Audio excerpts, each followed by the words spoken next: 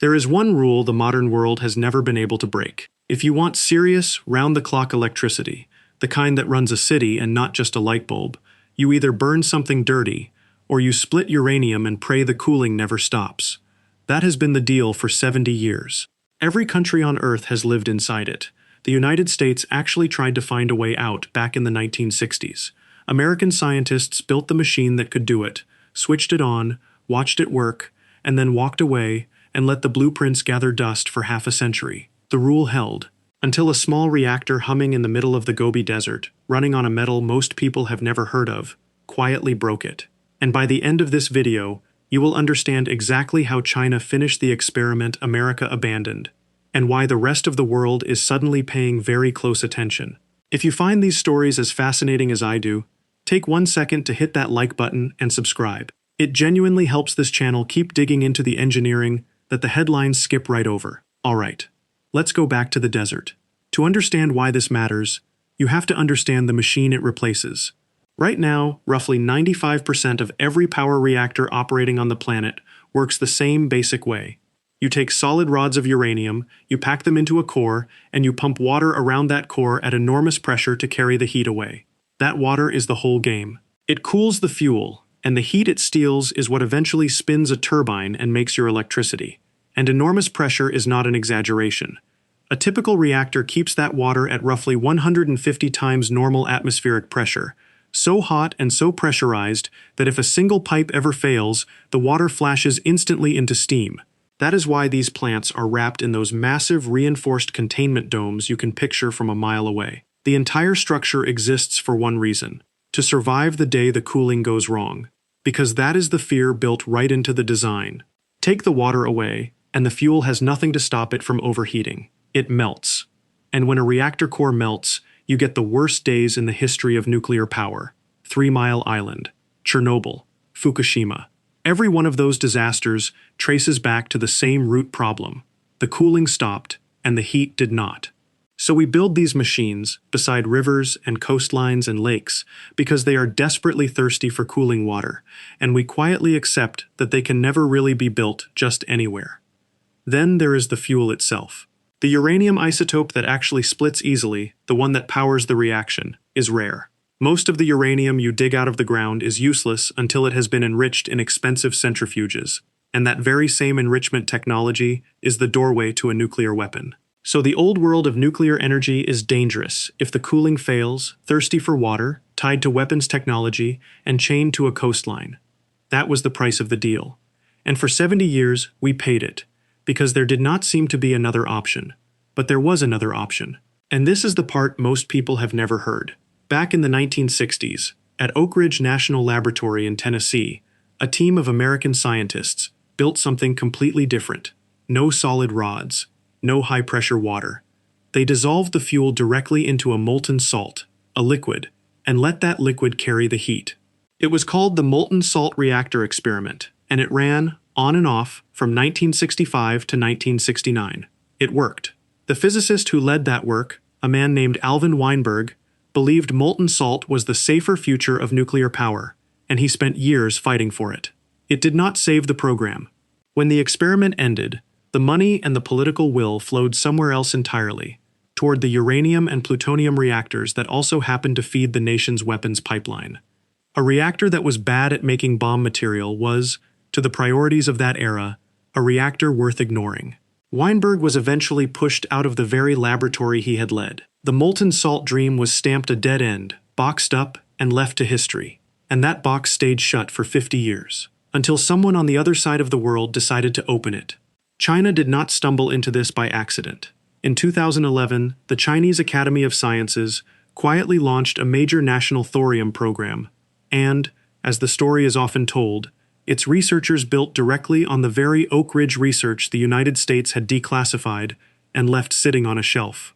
The Americans had written the recipe and dropped it in a drawer. China simply took it out, read it, and got to work. The result sits out near the city of Wuwei, on the edge of the Gobi Desert in China's Gansu province. A small experimental machine with a forgettable name, TMSR LF1. It is tiny, but what it does is something no other reactor on Earth is currently doing.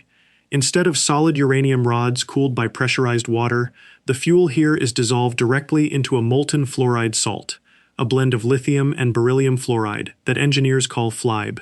That salt is both the fuel carrier and the coolant. And here is the detail that changes the entire safety story.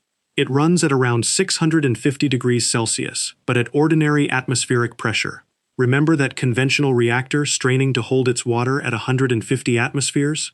This one runs at roughly 1. There is no pressurized water waiting to flash into steam, so the single most dangerous failure mode of a normal plant simply does not exist here. You do not need a giant dome to contain an explosion that the physics no longer allows. There is a bonus hidden in that heat, too. Because the salt happily runs at 650 degrees, far hotter than the water in a conventional plant, the reactor can drive its turbines more efficiently. And that same high-grade heat could one day be piped straight into heavy industry, or used to split water into clean hydrogen. This is not just a safer way to make electricity. It is a hotter, more flexible one. Running your fuel as a liquid unlocks something a solid core simply cannot do as well. Because the fuel is flowing, you can filter contaminants out of it and add fresh fuel while the reactor is still running. Think about that for a second. Every conventional reactor has to be shut down to be refueled. This one does not. In October of 2024, TMSR LF1 did exactly that. It was refueled while still operating. A genuine first. Imagine a car refueling itself while still driving down the highway at 70 miles an hour. And you are somewhere close to how strange that is in the world of nuclear engineering. But here is the part that will really mess with your head. The refueling is not even the headline. The headline is the fuel itself. That metal the West ignored is called thorium, named after the Norse god of thunder. And it has a peculiar problem. On its own, thorium cannot sustain a chain reaction. It is not directly fissile. For decades, that single fact was treated as a deal-breaker. Here is the trick the Chinese team pulled off. When you hit thorium-232 with neutrons, it absorbs them and transmutes, step by step, into uranium-233. And uranium-233 is fissile. It splits. It sustains the reaction. In other words, the reactor breeds its own usable fuel out of a rock that could not burn on its own. And in November of 2025, China confirmed it had achieved the world's first conversion of thorium into uranium fuel inside a working molten salt reactor. That had never been done before. Not by America, not by anyone. And there is a strategic wrinkle hidden in that chemistry.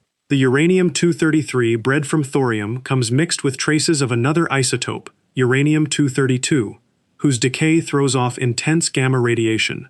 That makes the material genuinely nasty to handle and extremely difficult to turn into a weapon. It is one more reason a Cold War weapons program had little use for it, and one more reason a country building purely for civilian power might love it. The safety picture flips completely too. In this design, if the reactor starts to overheat, the molten salt naturally expands, which spreads the fuel out and slows the reaction down on its own. No operator has to do anything. And underneath the core sits what engineers call a freeze plug, a spot of salt kept solid by active cooling. If the power fails entirely, that plug melts, and the liquid fuel simply drains down into a holding tank where it spreads out and freezes solid, safely. The reactor shuts itself off using nothing but gravity and the laws of physics. Not pumps, not backup generators, not a control room full of people making split-second decisions in the dark. It helps to picture how the whole thing actually runs. The fuel-carrying salt flows up through the core, past blocks of graphite that slow the neutrons down just enough to keep the reaction going. The now scorching salt then flows out to a heat exchanger, where it hands its heat to a separate, clean salt loop, one that never touched the fuel. That second loop is what ultimately boils water into steam, spins a turbine, and makes electricity. Keeping the radioactive fuel salt sealed in its own loop, away from the rest of the machinery, is a big part of what makes the design so controllable. So let's talk about the numbers, because this is where you really start to feel the scale of what is being attempted. The reactor itself is rated at 2 megawatts of thermal power. Hold on to that number, because it matters in both directions. The molten salt runs at roughly 650 degrees, and the timeline is the part that should make Western engineers sit up straight. China broke ground on this reactor in 2018.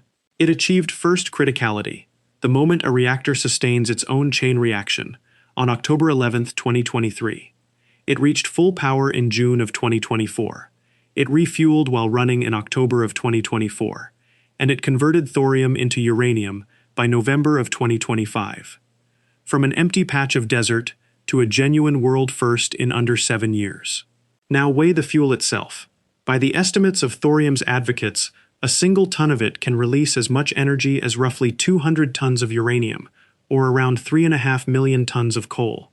Advocates like to say the thorium a single person would burn through in an entire lifetime could fit in the palm of your hand. Whether or not you take that literally, it captures the point: an astonishing amount of energy packed into a small, common rock. And thorium is several times more abundant in the Earth's crust than uranium. Then comes the detail that turns this from a science story into a strategy story.